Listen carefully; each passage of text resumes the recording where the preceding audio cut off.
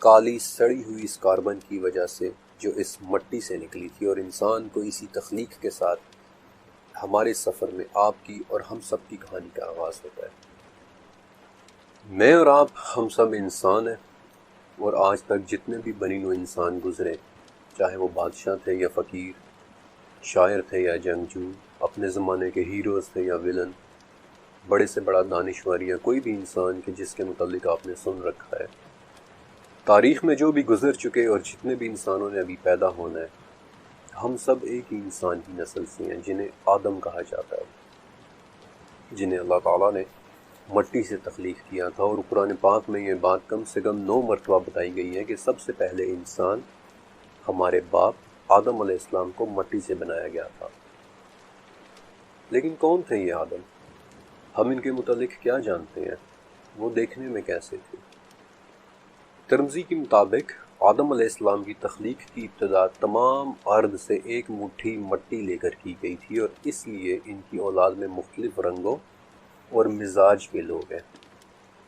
پھر سورہ مومنون کے مطابق اس مٹی کے جوہر یعنی اس کے ایکسٹریکٹ سے، جس کی صحیح حقیقت کیا ہے اللہ ہی بہتر جانتا ہے، آدم کے بننے کی تیاری شروع ہوئی۔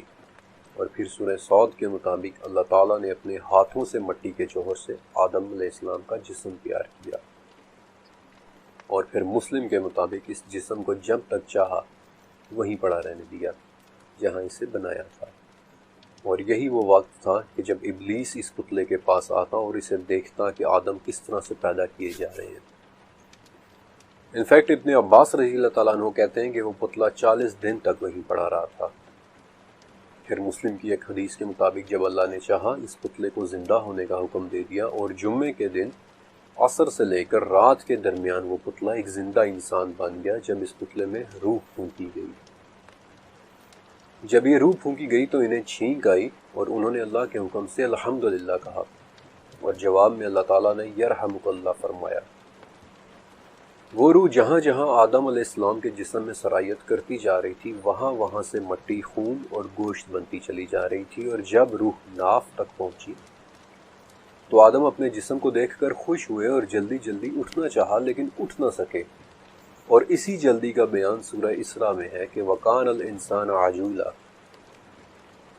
یعنی کہ بے شک انسان بڑا ہی جلد باز ہے۔ ابھی وہ روح پیروں تک بھی نہیں پہنچی تھی کہ چلنے کا ارادہ کیا، لیکن چل بھی نہ سکے، اور دعا کرنے لگے کہ اے اللہ، رات سے پہلے پہلے مجھے روح عطا کر دے۔